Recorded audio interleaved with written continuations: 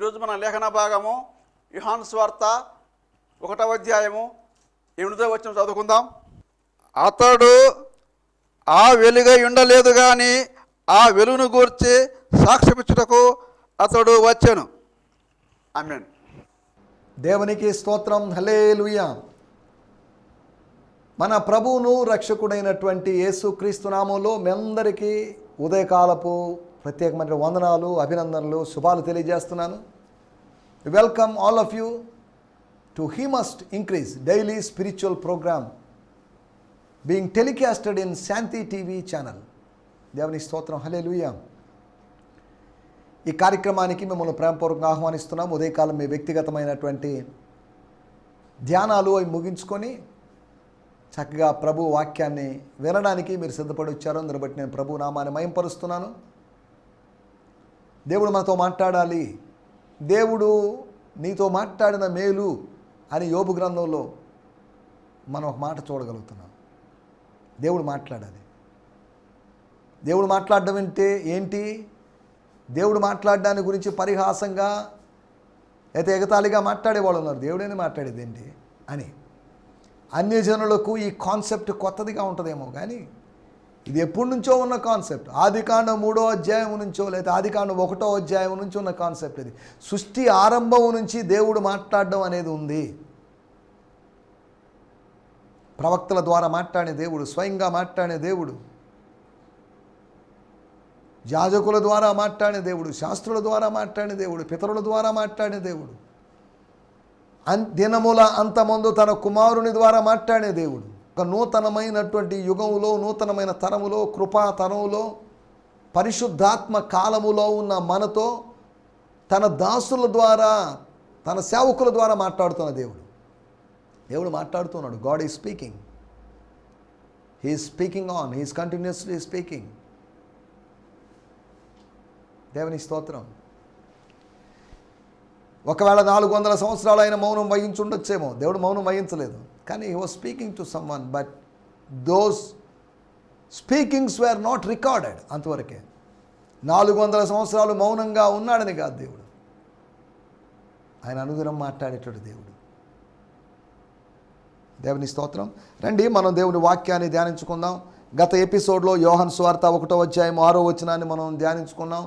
యోహాను పంపబడ్డం, యోహాను 5 స్థలాలకు పంపబడ్డాడని, అనగా ఆయన ఇంటి దగ్గర నుంచి అరణ్యానికి, అరణ్యం దగ్గర నుంచి నది దగ్గరికి, నది దగ్గర నుంచి అంతఃపురానికి, అంతఃపురం నుంచి చెరసాలకి, చెరసాల నుంచి సమాధి దగ్గరికి ఇలా పంపబడ్డాడనే విషయాల్ని మనం చూసుకున్నాం. ఈ సమయంలో యోహాను సువార్త 1వ అధ్యాయము 8వ వచనం. Gospel according to John 1st chapter verse 8. అతడు వెలుగై ఉండలేదు గాని, అతడు వెలుగై ఉండలేదు గాని ఆ వెలుగును గూర్చి సాక్ష్యమిచ్చుటకు అతడు వచ్చెను. దేవుని స్తోత్రం. ఏమని చెప్తున్నాడు ఇక్కడ? ఇస్తున్నట్టు వివరణ ఏంటి అనేది మనం కొద్దిగా జాగ్రత్తగా ఆలోచించాలి. 1వ అధ్యాయము 8వ వచనంలో నేను చదువుతున్నాను. John was not that light, but he came to show who is. For he was merely a messenger to speak the truth about the light. వాడుక భాష బైబిల్లోంచి కూడా మనం చూస్తే తెలుగులో అతడు ఆ వెలుగు కాదు, అతడు ఆ వెలుగు కానే కాదు, ఆ వెలుగును గురించి, ఆ వెలుగును గూర్చి చెప్పటానికి వచ్చిన సాక్షి మాత్రమే అతడు. సాక్షి మాత్రమే అతడు. He was not the light but came so that he could testify concerning the light. He was not the light. అతడు మండుచు ప్రకాశించుచున్న దీపమై ఉండెను. మీరు అతని వెలుగులో కొంతకాలం ఉండి సంతోషించాలని ఆశించారు. ఇశ్రాయేలులకు మాత్రమే, ఇజ్రాయెల్ దేశానికి మాత్రమే వెలుగుగా ఉన్నాడు యోహాను. ఆసియా ఖండానికి వెలుగుగా ఉన్నాడు బుద్ధుడు. ద లైట్ ఆఫ్ ఏషియా అని పిలువబడ్డాడు. కానీ the light of the world అని పిలువబడింది యేసు ప్రభు. దేవుని స్తోత్రం. హల్లెలూయా. ఇశ్రాయేలులు కొంతకాలం ఆయన వెలుగులో ఉన్నారు. బుద్ధుడు బతికున్నంత కాలం ఆయన వెలుగులో. ఆయన వెలుగులో అంటే ఆయనకి ఏదో వెలుగుందని కాదు దాని అర్థం. ఆయన చెప్పినటువంటి బోధల వెలుగులో ఉన్నారు అని అర్థం. తర్వాత ఆయన అంతరించిపోయిన తర్వాత, ఆయన చనిపోయిన తర్వాత యేసు ప్రభు కాలంలో ఆయన ఆసియా ఖండానికి మాత్రమే కాదు, ఇశ్రాయేల్ దేశానికి మాత్రమే కాదు, ప్రపంచానికి, to the entire world is the light. ఆయన ప్రతి మనిషిని వెలిగిస్తూ ఉన్నటువంటి వ్యక్తి, వెలిగించాలని ఆశపడుతున్న వ్యక్తి. ఇక్కడ రాయబడిన మాటలు, అతడు వెలుగై ఉండలేదు. మన టైటిల్ మీరు గమనించారా లేదు మరి, అపోహలకు అంతం. కొన్ని మిస్కాన్సెప్షన్స్కి మనము ఎండ్ పలకాలి, అనగా కొన్ని అపార్థాలని అంతం చేయాలి. అపార్థాలు మనిషికి చాలా ఉంటాయి.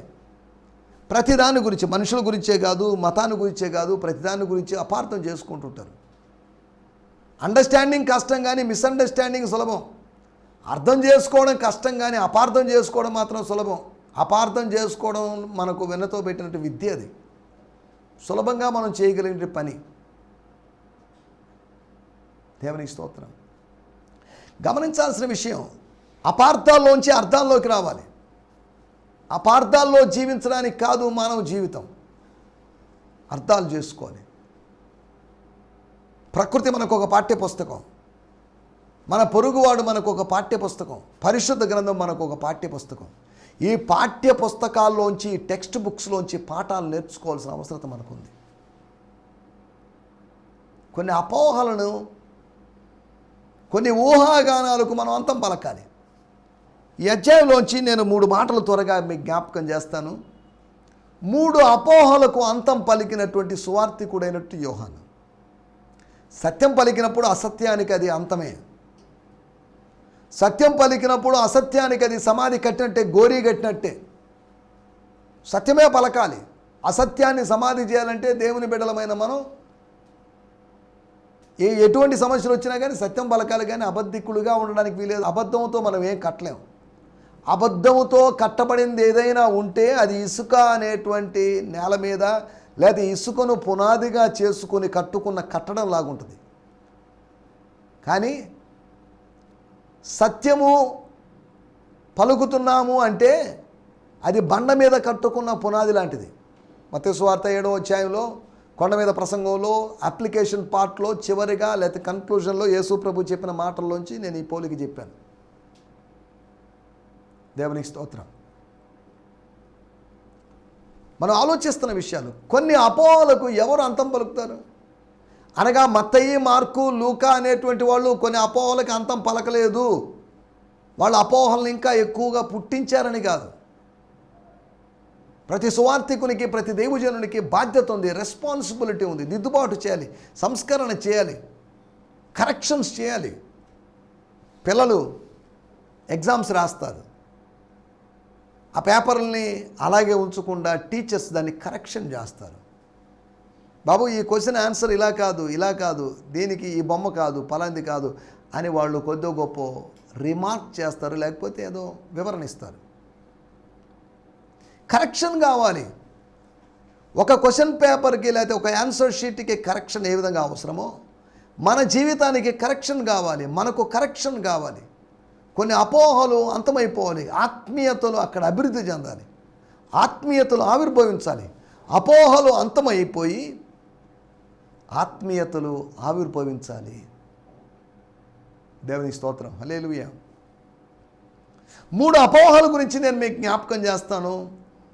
వాటి అంతం ఎలా పలకబడింది, దాన్ని ఎలా సరి చేసుకుంటూ వచ్చాడు, కరెక్షన్ చేసుకుంటూ వచ్చాడు అనే దాని గురించి మనం మొట్టమొదటిగా 1వ అధ్యాయము 8వ వచనం.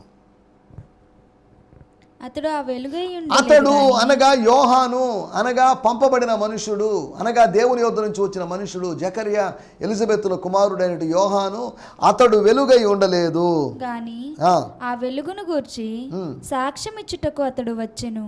అంటే అతడు వెలుగై ఉండలేదు అంటే దాని అర్థం అతడు వెలుగేమోనని. He might be the light of Messiah. అతడు మెస్సియా యొక్క వెలుగేమోనని. నువ్వు ప్రవక్తవా అని అడిగారంటే ప్రవక్త అయిండొచ్చు అని అనుకున్నారు. నువ్వు ఏలియావా అయిండొచ్చు అనుకున్నారు. ఇర్మియావా అనుకున్నారు. ఏదో ఇంకా రకరకాలుగా అనుకున్నారు వాళ్ళు.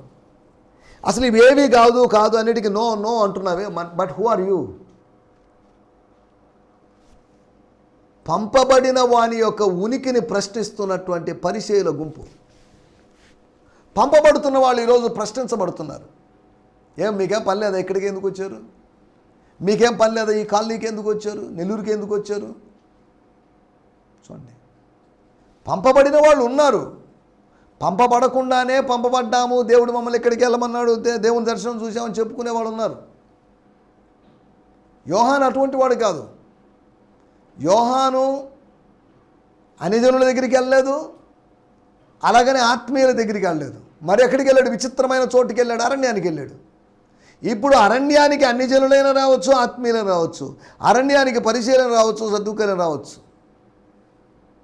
అరణ్యంలోంచి వాళ్ళకి కావలసినటువంటి భౌతిక నిత్యావసర వస్తువులు తేవడం కోసం అరణ్యానికి వెళ్ళేవాళ్ళు. అలా వెళుతున్నటువంటి శ్రామికులు, కష్టజీవులు, ఆదివాసులైన వాళ్ళు, ఆటవిక జాతులైన వారు, వాళ్ళ కోసం మాత్రమే కాదు. తర్వాత మెల్లగా అక్కడి నుంచి ఆయన షిఫ్ట్ చేశాడు తన హెడ్ ఆఫీస్ని. అరణ్యము నుంచి యోర్దాను నది దగ్గరకు ఆయన వచ్చాడనే సంగతి మనకు తెలుసు. మన ఇక్కడ ఆలోచిస్తున్న విషయం ఏంటి అంటే, యోహాను బహుశా వెలుగై ఉన్నాడు అనేటువంటి ఒక అపోహ, ఒక దురభిప్రాయం దేవుని ప్రజల్లో అనగా యూదుల్లో పడిపోయింది. అతడు వెలుగు కాదు, అతడు వెలుగు అనుకుంటే వెలిగిన్నాడు, కానీ అతడు నిజమైన వెలుగు కాదు, అతడు నక్షత్రం కాదు, అతడు గ్రహం లాంటి వాడే. పలాని వాళ్ళ గురించి పలాని స్టార్ అండి, ఈ స్టార్ అండి, ఆ స్టార్ అని చెప్తుంటారు. స్టార్లు కాదు, మానవుడు స్టార్ కాదు, మానవుడు ప్లానెట్ లాంటివాడు, గ్రహం లాంటివాడు. స్వయంగా వెలిగేవాడు కాదు, ఎవరో వెలిగిస్తే వెలిగించేవాడు, దేవుడు వెలిగిస్తే వెలిగించేవాడు. అంతవరకే. మనం స్టార్లం కాదండి, స్టార్ ఒక్కడే, దేవుడే స్టార్. ఆయన స్వయంభవుడు కనుక ఆయన స్టార్. సూర్యుడిని ఎవరు వెలిగించడం లేదు, చంద్రుడిని ఎవరు వెలిగించడం లేదు, నక్షత్రాలను ఎవరు వెలిగించడం లేదు. మన ఇంట్లో లైట్లు రాత్రి అయ్యేసరికి, చీకటి పడేసరికి ఆటోమేటిక్గా వెలగవు, వాటిని వెలిగించాలి. భూమి మీద ఉన్నటువంటి ప్రతి లైట్, ప్రతి బల్బు ఎవరో ఒకరు వెలిగించాలి. కానీ దేవుడు ఒకరు వెలిగించాల్సిన అవసరం లేకుండా తనంతట తాను వెలుగుతుండేవాడు. చీకటిలో ఆ వెలుగు, ఆ జీవపు వెలుగు ప్రకాశిస్తుంది అని రాయబడింది. దేవుని వెలుగు, దైవికమైన వెలుగు ప్రకాశిస్తుంది. యేసు ప్రకాశిస్తున్నాడు. He was shining in the light. దేవునికి స్తోత్రం. నువ్వు కూడా ఈ చీకటి ప్రపంచంలో యేసులాగా వెలగాలనేది దేవుని యొక్క ఉద్దేశం. ఆరిపోయి దీపం ఆర్పేసుకొని, ఆత్మదీపాన్ని ఆర్పేసుకొని, ఆత్మీయ జీవితపు అనుభవాలను ఆర్పేసుకొని అంధకారంలో ఉండాలనేది దేవుని చిత్తం కాదు. దేవుని స్తోత్రం. మనం ఆలోచిస్తున్న మాట ఒకటి, వెలుగును గూర్చినటువంటి అపోహను అంతం చేయడానికి యోహాను గారు చెప్తున్నారు, సహోదరులారా గుర్తుపెట్టుకోండి, అతడు వెలుగై ఉండలేదు. మరి ఏమైనాడు? వెలుగును గూర్చి సాక్ష్యం ఇచ్చేవాడు, వెలుగును గూర్చినటువంటి మార్టీర్ అయి ఉన్నాడు. సాక్షి అంటే, సాక్ష్యం ఇచ్చేవాడు అంటే గ్రీకు భాషలో మార్టీర్స్, మార్టూరియా అంటే దాని అర్థం హతసాక్షి. వెలుగును గూర్చి సాక్ష్యమిస్తూ తన ప్రాణాన్ని కోల్పోయేవాడు, యేసును గురించి ప్రకటిస్తూ తన ప్రాణాన్ని కోల్పోయినవాడు, యేసు యొక్క సిద్ధాంతాల్ని, పరిశుద్ధత అనేటువంటి సూత్రాన్ని ప్రకటిస్తూ ప్రాణార్పణ చేసినవాడు, యేసు యొక్క ఆశయ సాధన కోసం జీవించినవాడు. తన ఆశయాల సాధన కోసం కాదు, తండ్రి ఆశయాల సాధన కోసం కాదు, తన ప్రజలైనటువంటి యూదా ప్రజల ఆశయ సాధన కోసం కాదు, కానీ యేసు యొక్క తన వెనకాల వచ్చు వాని యొక్క ఆశయ సాధన కోసం, అనగా ప్రవక్తలు చెప్పినటువంటి యేసు యొక్క ఆశల సాధన కోసం వచ్చినటువంటి ఒక వ్యక్తి, అరుదైన వ్యక్తి యోహాను. నీ ఆశల కోసం జీవిస్తున్నావా? దేవుని ఆశయాల కోసం జీవిస్తున్నావా? నాకు బట్టలు కావాలండి, భోజనం కావాలండి, పలాంది కావాలండి అని చెప్పి వీటిని తీర్చుకుంటున్న వ్యక్తిగా ఉన్నావా? లేదా నాకు ఇవి ఉన్నా ఒకటే, నా ఆశలన్నీ నేను చంపుకుంటున్నాను, దేవుని ఆశయాల కోసం, ప్రభు ఆశయాల కోసం జీవిస్తున్నాన్న వాళ్ళు కావాలి మనకు. దేవుని స్తోత్రం. మనం ఆలోచిస్తున్న మాట ఒకటి, మొట్టమొదటి మాట, వెలుగును గూర్చినటువంటి అపోహను తొలగించడానికి ఆయన ఎక్స్ప్లెనేషన్ ఇస్తున్నాడు. John is not the light. John is not light. యోహాను వెలుగు కాదు. మరి ఎవరు వెలుగు? నిజమైన వెలుగు, దట్ ఈస్ జీసస్ క్రైస్ట్. నేను లోకమునకు వెలుగై ఉన్నాను అని చెప్పినవాడు. యోహానును వెలుగని చెప్పాడు, యేసు ప్రభును వెలుగని చెప్పాడు. యోహాను చిన్న జ్యోతి అయితే యేసు ప్రభు పెద్ద జ్యోతి అన్నాడు. Is a bigger light. దేవునికి స్తోత్రం, హల్లెలూయా. అదే సమయంలో దేవుని వాక్యంలో యేసు ప్రభు కొండ మీద ప్రసంగంలో చెప్పాడు, మత్తయి సువార్త 5వ అధ్యాయంలో, మీరు లోకానికి వెలుగై ఉన్నారు. అరే ఇదేంటిది? యేసు ప్రభు కదా లోకానికి వెలుగు, మనం లోకానికి వెలుగు అంటున్నాడు ఏంటి? అవును, మనం వెలుగే. మనం వెలిగించాలి, వెలిగించబడ్డ మనం అనేకులను వెలిగించాలి. ఫిలిప్పీ పత్రిక 2వ అధ్యాయంలో రాయబడింది, జీవవాక్యమును చేత పట్టుకొని జ్యోతుల వలె ప్రకాశించాలి ఈ లోకంలో. ఈ లోకం అంటే ఏ లోకం? మూర్ఖులైన వక్రతరము వారి మధ్యలో. మూర్ఖులు, తిరుగుబాటు చేసేవాళ్ళు, మొండోళ్ళు, మొరటోళ్ళు, దుష్టులైన వాళ్ళు, వీళ్ళ మధ్యలో చీకటి అలుముకొని ఉంది. వీళ్ళ మధ్యలో జ్యోతుల్లాగా ప్రకాశించాలి. దేవుని స్తోత్రం. జీవవాక్యము వెలుగునిస్తుంది. జీవవాక్యమును చేతబట్టుకొని మనం కృపావాక్యాన్ని గురించి మాట్లాడుకున్నాం, సత్యవాక్యాన్ని గురించి, విశ్వాస వాక్యాన్ని గురించి మనం మాట్లాడుకున్నాం. జీవవాక్యము, దేవుని స్తోత్రం. వాగ్దాన రూపమైన వాక్యము అని ఉంది. వాక్యమే వేరు వేరు రూపాలు అర్థం చేసుకుంటున్నాం. దేవుని స్తోత్రం, హల్లెలూయా. మనం ఆలోచిస్తున్నట్టు విషయాలు, ఒకటి వెలుగును గూర్చినటువంటి అపోహను అంతం చేయాలనుకున్నాడు యోహాను సువార్తికుడు. రెండో విషయాన్ని నేను మీకు జ్ఞాపకం చేస్తాను. యోహాను సువార్త 1వ అధ్యాయము 13వ వచనం. వారు దేవుని వల్ల పుట్టినవారే గాని, వారు దేవుని వల్ల పుట్టినవారే గాని రక్తం వలనైనను, రక్తం వలనైనను, శరీరేచ్ఛల వలనైనను, శరీరేచ్ఛల వలనైనను, మనుష్యేచ్ఛల వలనైనను, మనుష్యేచ్ఛల వలనైనను కారు. పుట్టినవారు కారు. He was not born by the joining of human parents or from natural means or by a man's desire, but he was born of God. He అంటే యేసు ప్రభువుని గురించి కాదు, ఎవరైతే దేవుని కుమారుడిగా మార్చబడ్డాడో వాడు ఎలా పుట్టాడు? వాడి పుట్టుకను గురించిన రహస్యం ఏంటి అనంటే, వాడు 3 విధాలుగా పుట్టలేదు.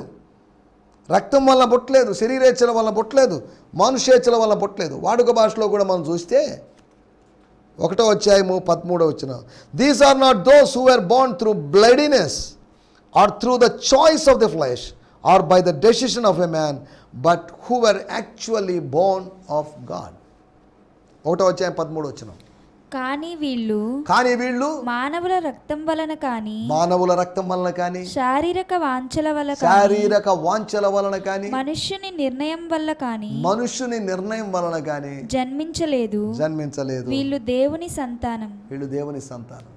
దేవుని సంతానమైన వాళ్ళు మానుషేచ్ఛల వలన, అనగా పురుషుని ఇచ్చ వలన లేకపోతే స్త్రీ ఇచ్చ వలన, కామాభిలాష వలన పుట్టిన వాళ్ళు కాదు వాళ్ళు. దేవునికి స్తోత్రం. ఆ మాటలు వేరు వేరు పదాల్లో ట్రాన్స్లేషన్స్లోంచి నేను మీకు గుర్తు చేశాను. దేవుని పిల్లలు అనే వాళ్ళ గురించి మీరు అపార్థం చేసుకుంటారేమో, దేవుని సంతానము అని మీరు అనుకుంటారేమో. మీరు దేవుని సంతానమని మీరు పొంగిపోతూ, రెచ్చిపోతూ, రేగిపోతూ ఉంటారేమో. దేవుడు అబ్రాహాముకు రాళ్ల వలన సంతానం పుట్టించగలడు, రాళ్ల వలన దేవుడు సంతానం పుట్టించగలడు. కాబట్టి మీరు అబ్రాహాము సంతానం అని గర్వించొద్దండి అని ప్రభువు చెప్పడాన్ని మనం చూస్తున్నాం. రెండో మాట మనం చూస్తున్న మాట ఏంటంటే, ఒక అవగాహన లేని స్థితిలో వాళ్ళు ఉన్నారు. వాళ్ళు ఒక అపార్థంలో ఉన్నారు, ఒక అపోహలో ఉన్నారు. దేవుని వల్ల పుట్టేది ఏందండి? దేవుని వల్ల పుట్టాడు దేవుడు తండ్రి అయితే తల్లి ఎవరు అని ప్రశ్నించేవాళ్ళు ఇలా ఉన్నారు.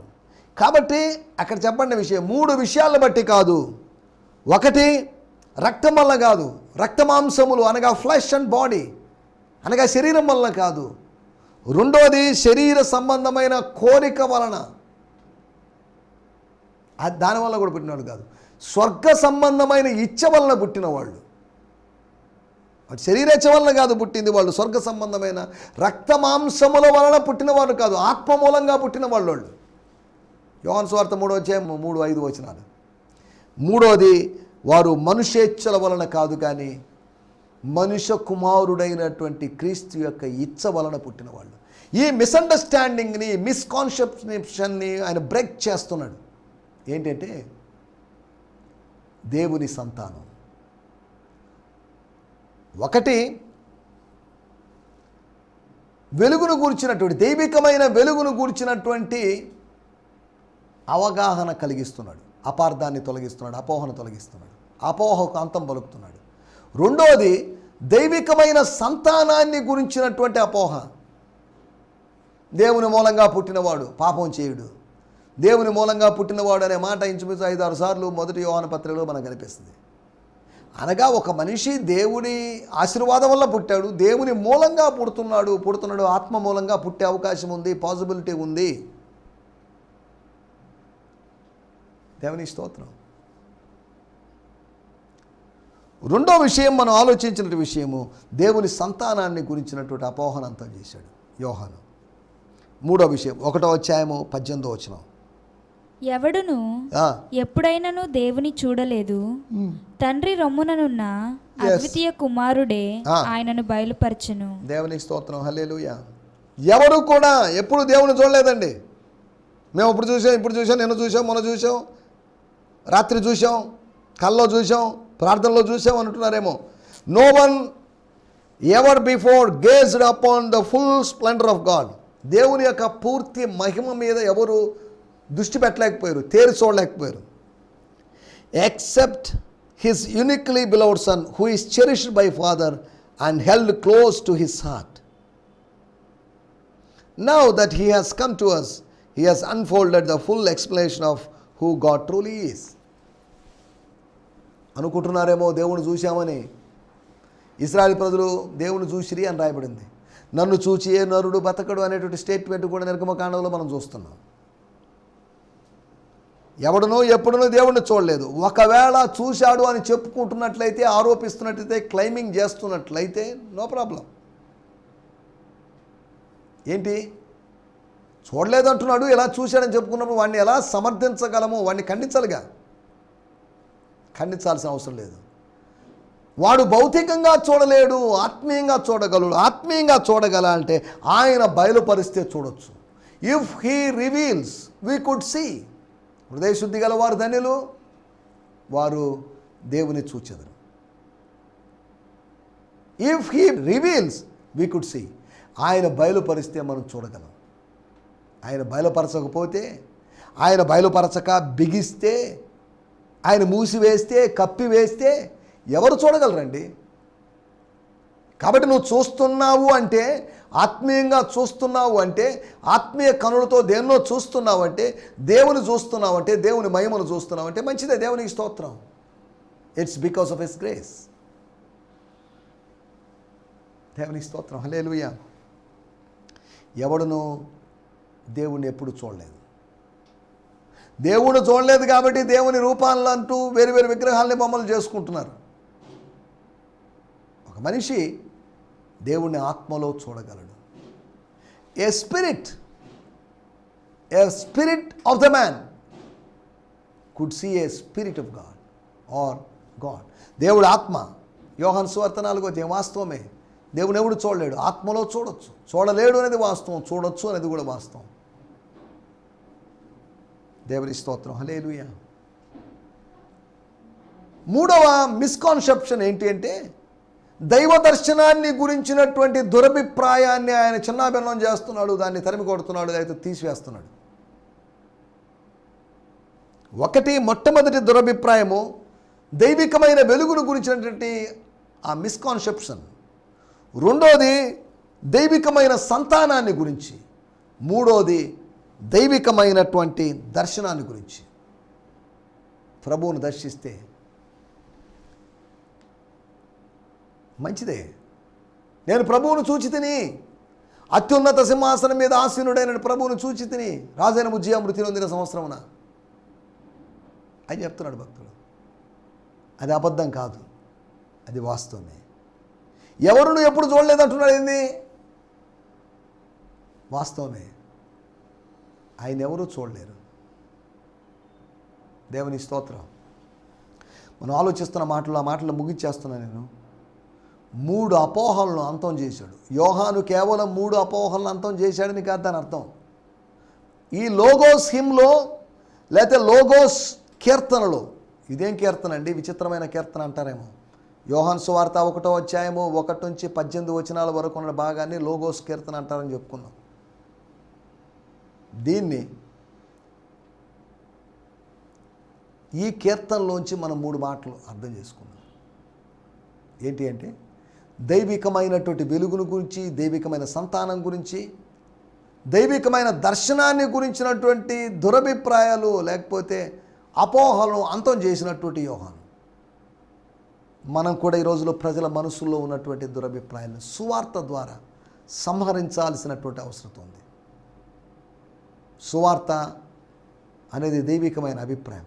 ఆ దైవికమైన అభిప్రాయం కొన్ని దురభిప్రాయాలు తొలగిస్తుంది. దేవునికి స్తోత్రం. హల్లెలూయా. దయచేసి తలలోంచండి, కళ్ళు మూసుకోండి, చిన్న ప్రార్థన చేసుకుందాం. ప్రభువా, మా జీవితంలో అనేకమైన అపోహలు ఉన్నాయి అని ప్రభువు దగ్గరికి వద్దాం, ప్రార్థిద్దాం. పరిశుద్ధుడమైన మా దేవా, మీకు వందనాలు. 3 అపోహలకు అంతం పలికినటువంటి అపోస్తులైనటువంటి యోహాను గురించినటువంటి వివరాలు మీరు మాకు తెలియజేశారు. దైవికమైనటువంటి వెలుగును గురించినట్టు అపోహ, దైవికమైన సంతానం గురించినట్టు అపోహ, దైవ దర్శనాన్ని గురించినటువంటి అపోహ. ప్రభువా, ఈ దినాల్లో, అంత్య దినాల్లో ఉన్నటువంటి మేము మీ సువార్తను ఎరగని వారు రకరకాల అభిప్రాయాల్లో, అపోహల్లో ఉన్నారు. వారికి సత్యవాక్యం ద్వారా, సువార్త ద్వారా వారి అపోహలను అంతం చేయడానికి మీరు మాకు సాయం చేయమని యేసు నామములోనే ప్రార్థించడుగుతున్నాం పరమ తండ్రి. ఆమేన్, ఆమేన్. దేవునికి స్తోత్రం. మీ అందరికీ వందనాలు. ప్రభు చిత్తమైతే మరొక ఎపిసోడ్లో కలుసుకుందాం. హల్లెలూయా. ఈ సందేశము మీకు ఆశీర్వాదకరంగా ఉందని నమ్ముచున్నాము. ప్రార్థన అవసరతల కొరకు మమ్మల్ని సంప్రదించవలసిన మా చిరునామా గిద్యోన్ మిషన్ చర్చ్, 6వ వీధి, శాంతినగర్, నెల్లూరు 4, ఆంధ్రప్రదేశ్. పిన్ 524004. మా ఫోన్ నంబర్లు 7036443613 మరి ఒక నంబర్ 9392293010. మా ఈమెయిల్ ఐడి gfihmi2015@gmail.com. దేవుడు మిమ్మును ఆశీర్వదించునుగాక. ఆమేన్.